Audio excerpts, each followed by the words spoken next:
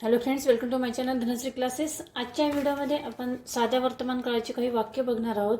ही जी वाक्य आहेत ती आपल्या नात्यासंबंधी वाक्य आहेत, म्हणजे रिलेटिव्ह संबंधित वाक्य आहेत. आपण एकमेकांची नाती सांगताना, एकमेकांबद्दल आपण एकमेकांचे कोण आहोत हे सांगताना आपण काही नात्यांची नावे वापरतो. म्हणजे फॉर एक्झाम्पल आता इथे मी वाक्य आहे बघा, मी तुझा मेहुणा आहे. हे वाक्य आहे. हे मराठीतील वाक्य आपण इंग्रजीमध्ये कशा पद्धतीने लिहिणार, कशा पद्धतीने बोलणार, ठीक आहे, अशी वाक्य आपण इथे बघणार आहोत. आणि ती कशा पद्धतीने लिहायची त्याचं जे स्ट्रक्चर आहे ते देखील मी तुम्हाला सांगणार आहे. आता बघा, पहिलं वाक्य आहे मी तुझा मेहुणा आहे. मराठी वाक्य इंग्रजीमध्ये करताना आपण सुरुवातीला कर्ता हा लिहितो. या वाक्यातील कर्ता आहे मी. कर्ता हा एक नंबरला आपण लिहितो. मी साठी आपण लिहिणार आहोत आय. ठीक आहे. कर्त्यानंतर नेहमी काय येतं, सहाय्यकारी क्रियापद असतं.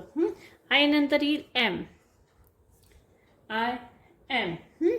मी तुझा, पुढे काय म्हटलंय, मी तुझा. I am your. तुझा म्हणजे युअर. कोण आहे, मी तुझा मेहुणा आहे, म्हणजे ब्रदर इन लॉ. मेहुणा म्हणजे कोण, बायकोचा भाऊ. त्याला पण ब्रदर इन लॉ म्हणतो. BROTHER, brother in law, LAW. ठीक आहे. पुढचं वाक्य बघा, तू माझा जावई आहेस. आता हे वाक्य आहे, हे आपण कशा पद्धतीने लिहिणार वाक्य. या वाक्यातील कर्ता कोणता आहे, तू आहे. ठीक आहे. कर्ता आपण एक नंबरला लिहिणार. तू साठी आहे यू, YOU. यू नंतर काय येईल, यू नंतर येईल आर. आर ही सहाय्यकारी क्रियापद येईल. You are a. माझा म्हणजे कोण, माय. माझा म्हणजे माय. जावई आहेस. जावई म्हणजे कोण, सन इन लॉ.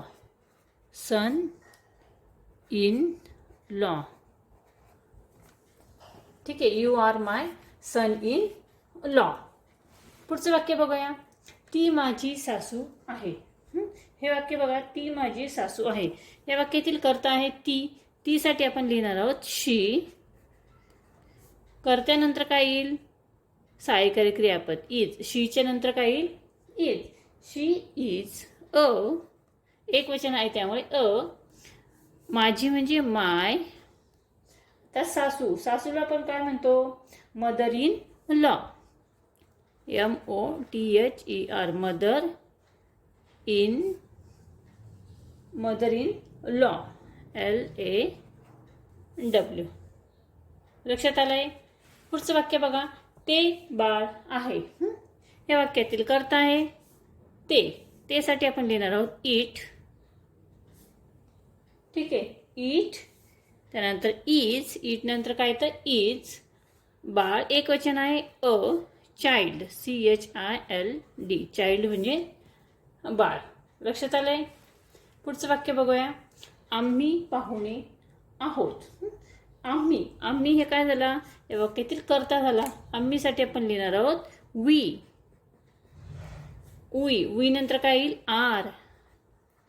इथे काय अनेक वचन आहे, वी आर. पाहुणे म्हणजे कोण, गेस्ट. GUESTS.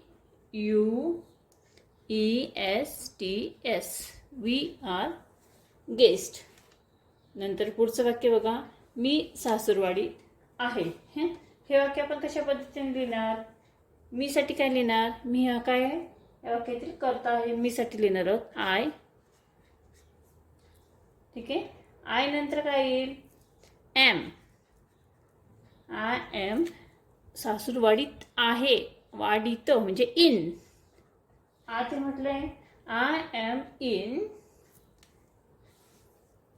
परत इन येईल, in law's house, LAW. Apostrophe S आहे, law's house, HOUSE. I am in law's house. ठीक आहे. आता या इन आणि लॉ मध्ये इथे काय येईल, हे पण दिलं जाईल, डॅश येईल.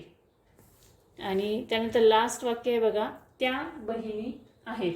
हे वाक्य कसं लिहिणार आपण, त्या काय झालं, अनेक वचन झालं. मग त्यासाठी आपण काय लिहिणार आहोत, दे. दे नंतर काय येईल आर आणि बहिणी म्हणजे सिस्टर्स SISTER आणि इथे यस लावणार आहोत. त्या बहिणी अनेक वचन आहे दे आर सिस्टर्स. ठीक आहे. अशा पद्धतीने आपण इथे रिलेटिव्ह संबंधित जी वाक्य आहेत ती इथे लिहिलेली आहेत. मराठीची वाक्य आहेत ती इंग्रजीमध्ये केलेली आहेत. हा व्हिडिओ तुम्हाला कसा वाटला मला कमेंट्स करून नक्की कळवा. व्हिडिओ आवडला तर व्हिडिओला नक्की लाईक करा, शेअर करा आणि चॅनलवर नवीन असेल तर चॅनल सबस्क्राईब करा. व्हिडिओ बघितल्याबद्दल धन्यवाद.